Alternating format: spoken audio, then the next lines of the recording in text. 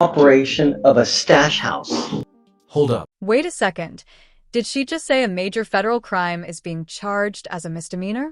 That's like calling a lion a house cat. This case feels like it belongs on the FBI's desk, so why isn't it? You are facing up to a year in jail and or a $4,000 fine. We are going to do probable cause. You have the right to remain silent. Anything you say can and will be used against you. You have the right to have an attorney present. If you cannot afford one, one will be appointed to you, sir. Yes, Judge. On November 24th, 2024, officers were dispatched to an apartment in Harris County, Texas. The officer located 5 adult complainants locked in a bedroom while conducting a welfare check. The officer observed the defendant to be the sole person in the apartment that was not locked in the bedroom. The officer determined the apartment to be under the control of the defendant. All complainants gave similar statements and stated they were held in the locked bedroom without the ability to come and go free. Complainants were all found to be in possession of identifying documents, but their cell phones had been taken away. The complainants stated if they needed to leave the bedroom, they had to knock on the door and be led through the apartment, sometimes with a bag over their head, by one of 2 males in charge. The defendant stated he lived at the location with a male, but that he did not know the other male very well. The defendant denied knowing the 5 people in the apartment. Instead, they were dropped off in the morning that day, but he 5 adults locked in a room, no phones, forced to knock just to get out, sometimes even blindfolded. That's not just shady, that's screaming human trafficking. And yet, somehow, it's still only a misdemeanor? Something's way off here. The defendant was found with $5,959 on his person, and the officer further observed the door where the complainants were being held was only locked and unlocked from outside. The room was bare of any furniture, no mattresses were in the room, only 3 pillows and multiple blankets, and a large sheet of plywood covering the window. The officer also found the room had no working light. The officer observed a desk in the dining area with 4 envelopes with names and $3,600 written on them, containing cash, a total of $11,200.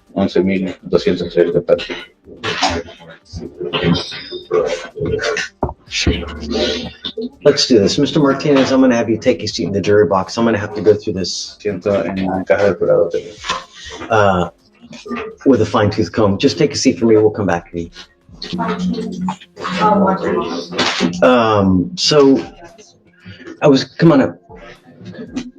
I was going to do a deeper dive on it to see whether there's probable cause. It's the first time I've seen something like this. Yeah, same here, Judge.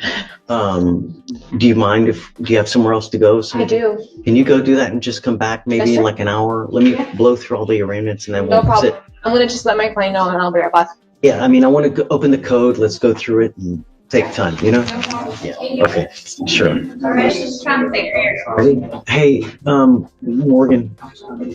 So I'd like to do PC on this case. This is that stash house. Yes, we're actually talking to Nathan about that right now. Nathan, Yes, sir. this is a very, it's a first for me. Okay. A stash house. Yeah, Have you seen this before? I have, but not for a long time. And I gotta understand. I'm looking it up right now. Why is it not higher up? It's No, not most like stash houses feds? are misdemeanors. It's strange. Most stash houses are. I teach at the police academy. That's why I know. Okay, we have to do probable cause, and, you know, I'm looking it up. I'm going to try and find the pleading itself right now. okay. Are you ready? I'm ready. Okay, let's do it. What was his name again? Sure, so it's called, I think it's Adolfo on there, but it's Adolfo. That's right.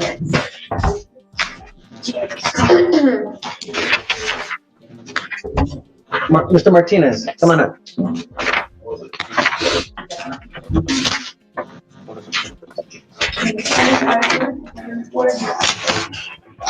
You can hear the confusion echoing in the courtroom. Even a judge looks thrown off. When a judge is flipping through the penal code mid-hearing, that's not routine. That's the legal twilight zone. Is this a loophole or a complete failure to escalate? Okay, shh. All right, Mr. Martinez, you are charged with operating a stash house. I wanted to make sure that your lawyer was here when we did probable cause. You have the right to remain silent. Anything you say can or will be used against you. Here we go. Yes, sir. On November 24th, 2024, the officer was dispatched to an apartment in Harris County, Texas. The officer located 5 adult complainants locked in bedroom while conducting welfare check. The officer observed the defendant to be the sole person in the apartment, not locked in the bedroom. The officer determined the apartment to be under the control of the defendant, and all complainants gave similar statements and stated they were held in the locked bedroom without the ability to come and go freely. The complainants were all found to be in possession of identifying documents, but cell phones had been taken away. The complainants stated if they needed to leave the bedroom, they had to knock on the door and be led through the apartment, sometimes with a bag over their head, by one of 2 males in charge. The defendant stated he lives at a location with another male, but does not know the other male very well. Oh, so the defendant says that he lives At the location. at the location. But he does not know the second male that also lives at the location. Does he know him well or does he? Doesn't know. Okay. Yes. All right. Yes. And the defendant denied knowing the 5 people in the apartment. Instead, they were dropped off in the morning, and that he did not know who dropped them off. The defendant was found with approximately $6,000 on his person, and the officer observed the door where the complainants were to be unable to be locked or unlocked from the inside, only able to be locked from the outside. The room where the complainants were found was free of any furniture, with no mattresses on the floor, and only 3 pillows and multiple blankets.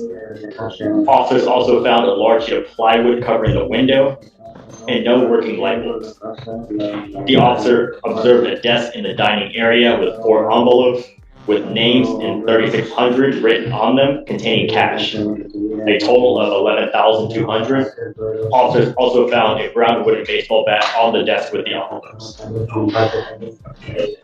If I may, Your Honor. So my understanding is that I guess the code says that he has to own the property or rent it, but he was actually renting a room from the guy that lived at that apartment. So he had only paid 1 month of rent to the guy and was going on his 2nd month. He, from my understanding, didn't know who those people were. They had gotten dropped off that morning, and he hadn't left for work yet, was my understanding, that day when the officers showed up. And that's all I know from what I gathered. But he had been living there, and there hadn't been people there until that morning when they arrived, that the officers then arrived at the home.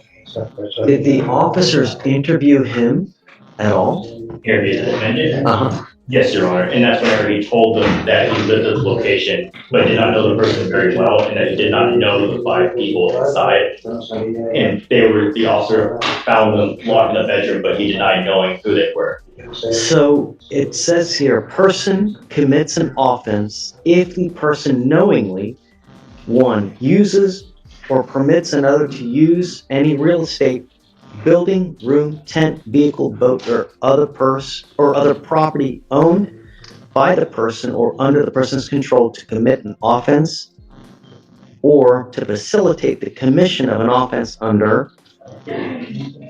Which is just, those other sections are smuggling or trafficking. Right. Or rents or leases any property to another, intending that the property be used as subdivision 1. Which would be him allowing them to use the property for such commission of alleged offense, but it wasn't his I guess my issue is that it wasn't his property. He was not on the renting order. And Your Honor, the officers found him to be under the property to be under his control, as they found him to be the only person on the premises at that time, not locked in the bedroom. So, yeah, that's why it was the officer's conclusion that he was in control of the property at the time.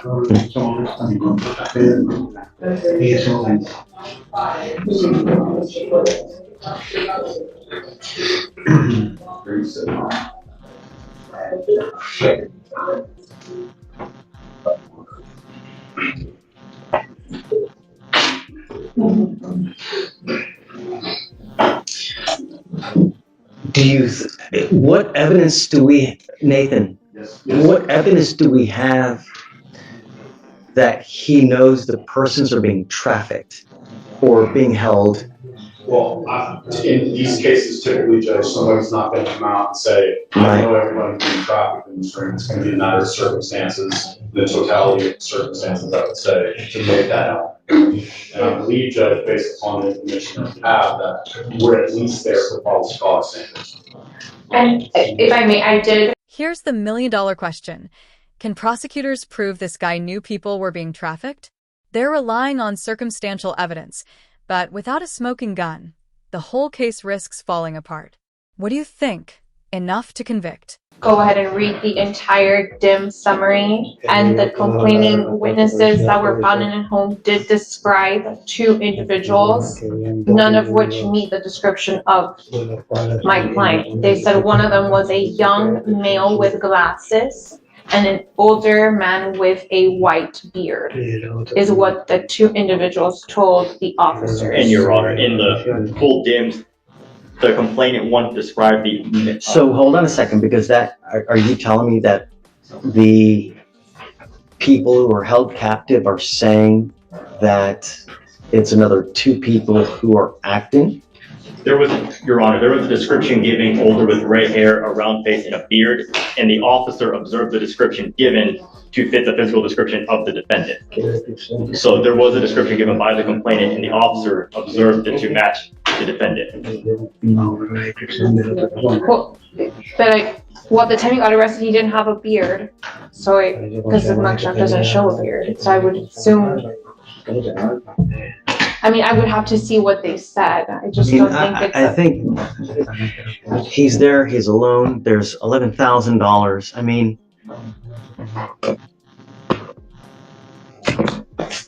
The other thing too is, Judge, it's my understanding, based upon ADA Farmer's recent, I guess, knowledge of the statute, that it's modified felonies in some cases, which we may be refining this case as a felony.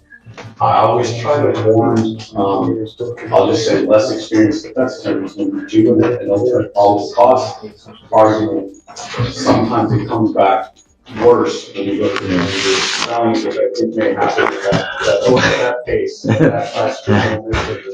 Be careful what you wish for. So the statute has changed. I haven't seen what the statute says now, but it is. Are you telling me that it changes? Does it change January 1st?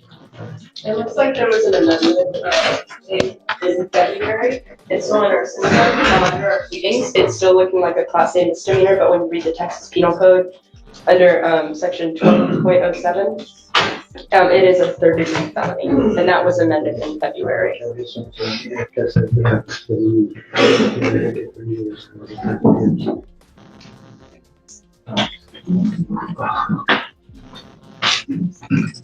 Oh yeah.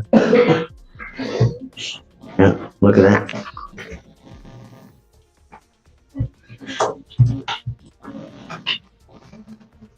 Under 20.06. All right, so Mr. Martinez, I am going to find that there's probable cause to go forward with your case.